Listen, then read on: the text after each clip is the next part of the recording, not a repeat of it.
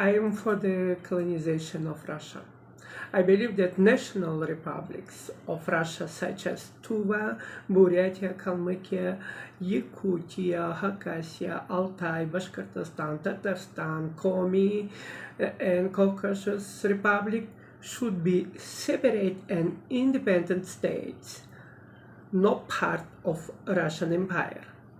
Muscovy, it's a calling place near Moscow city, and the Far East also have the same right.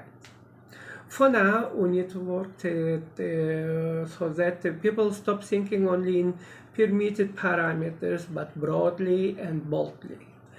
My Republic of Tuva was annexed by Russia in 1914.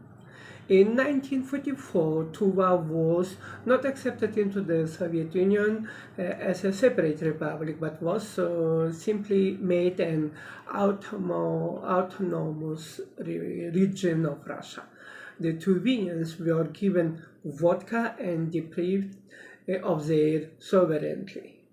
And therefore, I joined all of the activists who are fighting for decolonization.